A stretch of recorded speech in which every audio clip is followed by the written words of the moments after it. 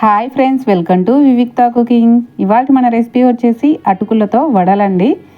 Morning టిఫిన్స్గా కానీ evening స్నాక్స్గా కానీ తక్కువ టైంలో సింపుల్గా అయిపోయే ఈ వడలని ఎలా ప్రిపేర్ చేసుకోవాలో చూసేసేయండి. ముందుగా ఒక బౌల్ తీసుకొని 2 కప్పుల అటుకులను యాడ్ చేసుకోవాలండి. నేను ఇక్కడ దుడ్డు అటుకులను తీసుకున్నానండి. ఇప్పుడు ఈ అటుకులు మునిగేంత వరకు వాటర్ని యాడ్ చేసుకొని శుభ్రంగా వాష్ చేసుకొని మరొకసారి అటుకులు మునిగేంత వరకు వాటర్ని యాడ్ చేసుకొని 10 నుంచి 15 నిమిషాల పాటు నానబెట్టుకోవాలి. చూడండి, అటుకులు ఈ విధంగా చక్కగా నానిపోవాలండి. ఇప్పుడు ఈ అటుకుల్లో ఉండే వాటర్ మొత్తాన్ని వంపేసుకొని తీసుకోవాలండి. అటుకులు ఈ విధంగా కాస్త పొడి పొడిగా ఉండాలండి. వాటర్ మొత్తాన్ని పూర్తిగా వంపేసుకొని తీసుకోవాలి.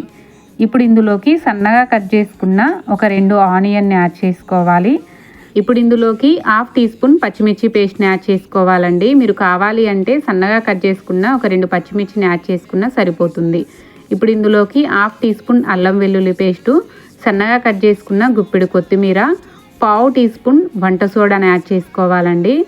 రుచికి సరిపడా సాల్ట్ని యాడ్ చేసుకోవాలి. 1 కప్పు దాకా బియ్యం పిండిని యాడ్ చేసుకోవాలండి. ఇప్పుడు ఒకసారి మొత్తం బాగా కలుపుకోవాలండి.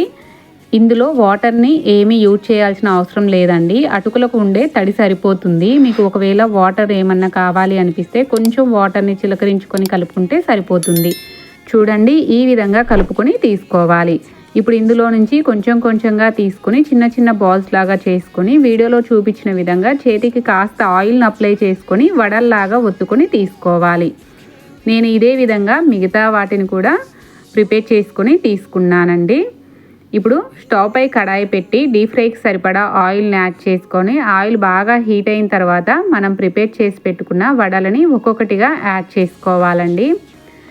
ఈ వీడియో కనుక మీకు నచ్చినట్లయితే ప్లీజ్ లైక్ చేసి మీ ఫ్రెండ్స్ అండ్ ఫ్యామిలీకి షేర్ చేయండి. ఇలాంటి మరిన్ని వీడియోస్ కోసం మన ఛానల్ని సబ్స్క్రైబ్ చేసుకోండి.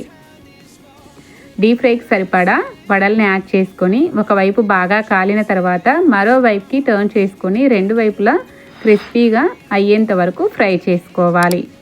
చూడండి, ఈ విధంగా ఫ్రై చేసుకొని వేరొక ప్లేట్లోకి తీసుకొని పక్కన ఉంచుకోవాలి. నేను ఇదే విధంగా మిగతా వాటిని కూడా ప్రిపేర్ చేసుకొని తీసుకున్నానండి. మార్నింగ్ ఒకవేళ టిఫిన్స్కి చేసుకోవాలనుకున్నా కానీ పిండి నానబెట్టే పని లేకుండా తక్కువ టైంలో సింపుల్గా ప్రిపేర్ చేసుకోవచ్చండి ఈ అటుకుల వడల్ని. మరి ఎందుకు ఆలస్యం, మీరు కూడా తప్పకుండా ట్రై చేసి ఎలా కుదిరాయో మన కామెంట్ సెక్షన్లో కామెంట్ చేయండి.